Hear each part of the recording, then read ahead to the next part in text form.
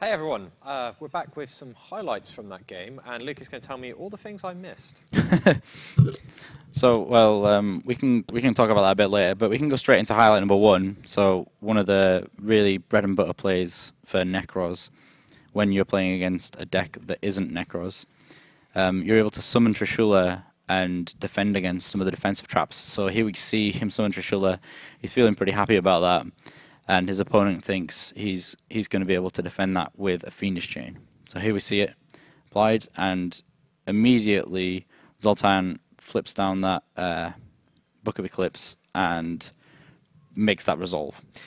Yeah, at this point, do you find that whenever your opponent is summoning Trish into lots of back row, you should expect something like this? It's a massively suspicious play. It is very suspicious, and the weird part about that is sometimes you do just want to just be like, oh, well, he's just taking a risk, and he needs to be risky against all this back row. But again, at the same time, we do get situations like this where you're playing into a lot of back row because you have that defensive protection of Trishula. Well, yes, I mean, in that case, even if you expect your opponent's doing something suspicious, it's like you have to Fiendish Chain, or he just won't Book of Eclipse. He keeps the Eclipse and takes everything away from you. I think it's one of those situations where just your opponent happens to have that card to win with. Like you just have to play going, that's a possibility. It's not something that you can really play around. Yeah, exactly. So a lot of time we talk about whether you can play around everything, and a situation like this, I don't think you can play around it perfectly.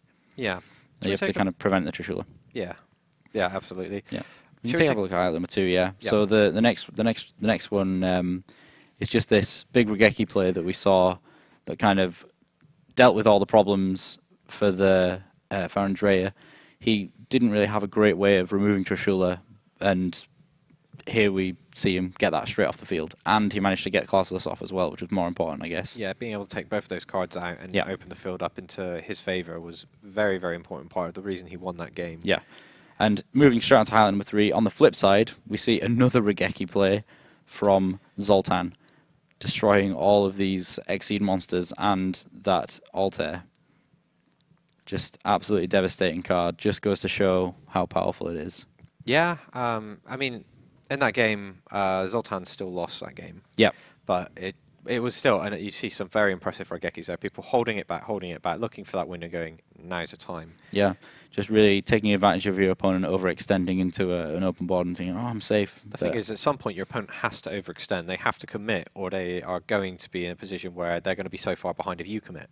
So when you get to sort of like the mid stages of a game, playing around cards like Regeki, it gets much harder. Of course, the master level players are able to do so in such a way, but sometimes you've got to accept your opponent's going to get a 2-for-1, but you let them have the 2-for-1 before the 3-for-1.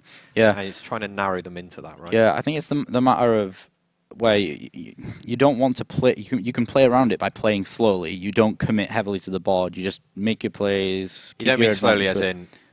Yeah, I mean, when I say slowly, I mean like, so you could summon that extra Valkyrus and hit for 2/9 this turn, but that's not going to win you the game necessarily right there and then. So Regeki is going to be devastating there when you could be using that Valkyrus next turn.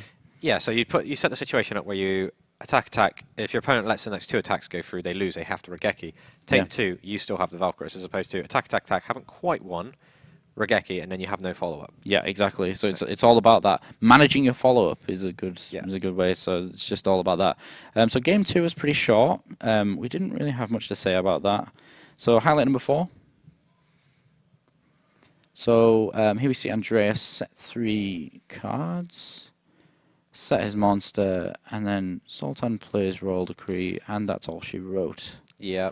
I like how you keep calling it a bridge, because I imagine some sort of like trap troll living under it. But he's standing on a castle, right? It was like a drawbridge kind of thing, isn't it? Like in front of the castle. I don't know. I don't really look at Royal Decree. Either way, there was something horrible living under it when it flipped face up. Oh yeah, yeah. Most definitely. It was enough to make Andrea just go, I'm not dealing with that. His hand was dreadful against that. I mean, it was already a very, very big limping hand. Yeah, exactly. And then Royal Decree was just made that say, no, you've got absolutely no chance in this game. Yeah, so swiftly moving on to game 3 in highlight number 5. This is where we first see Andrea show that he's playing Mistake at all. Now, what must be going through Zoltan's head at this point? Well, the thing that's really surprising there is I feel like he flipped that Mistake up to stop the Yeah, Emerald draw. Yeah, which I think that was a misplay. That was a misplay, but it was. I feel it was still a highlight to show that it was the first time he saw that mistake. Yeah. I mean, what do you think is going through Zoltan's head there? Is this guy for real? He's playing Satellar Knight and he's playing Mistake. That's a good way of putting it. Of course, trivia can get it off the field so you can get back into your searches and stuff, but Yeah. it's just, it's not intuitive when you have a deck so heavily reliant on getting those search effects off, like reinforcements of the army, Yeah, your especially D-nubs. considering the last play you usually make before you play the Triver is summoning D-nub, so to have a follow-up. yeah. Yeah. So moving into quite a long highlight here, number 6. So I was in the belief that he actually missed lethal here. He could have played the cycle. He had a Shurret in hand, treated Shurret from hand, and got the Trishula that you saw just on the top of his graveyard at the start of the clip here, and then attacked for game after banishing the Phoenix Chain that was equipped to one of the cards. I don't know if it actually Phoenix Chain was equipped to Manju. He summoned, also, yeah. He summoned the Emerald in main phase 2. And what did he draw? I can't remember what he drew. That was last turn. So he was able to attack with them all. Oh, okay. So yeah, he did actually miss. He did actually miss lethal there. Yeah, I believe so. I mean, I was trying to do one highlight at the same time as doing this, so I put it in just in case. Yeah, because I missed it as well. Because I saw main phase 2, but yeah, had he gone to main phase 1. Yeah. So here we see. So the reason this clip goes quite a lengthy way is because Andrea is kind of thinking, "Wow, okay, I'm glad that didn't happen," and he's thinking of a way to get rid of this Klausulus. And again, we see him able to deal with it in quite a fashion. Yeah, he gets the Regeki out to that field, and in that case with Ice Hand. Yep. Which card do you just draw? Is it right to get the mistake off? Or Yeah. I think that's the only way, because he has to make sure he can continue to play. Yes. Yeah, and by the looks of his hand as well, he had to do some searching next turn to be able to even continue. Oh, that must have been a horrible feeling, though, knowing that you're just freeing up all of your opponent's search cards and then they're going to be in a position to do some incredible stuff. Most definitely. So, moving on to highlight number 7, quite an exciting moment in this matchup. You see these 5 monsters, and it's not what you want to see By when... our powers combined, we become number 86. Wrong go, man. Rongon Miniad. Wrong Mini. I can't say it. That's all right. Just roll with it. Number 86. Yeah. Wow. And I was sat actually listening to the commentary, and I heard Rob ask you what it did, and that was exciting. The answer is just everything. It Yeah. destroys cards. It's got a huge amount of attack points. Stops your opponent playing Yu-Gi-Oh! I don't know how much you enjoy that. Well, not so much, if I'm entirely honest. You look at cards like Skill Drain and where they are on the Forbidden Unlimited list, you'll understand how I feel about that. Yeah, exactly. But it's a very powerful card. Shuts your opponent down for a few turns. So yeah, and that 86 was incredible right there. yeah, really kind of turned the tides of the game there. And then we've just got highlight number 8 coming up as well, which is the end of the game. So Manju there to try and get back into this somewhat.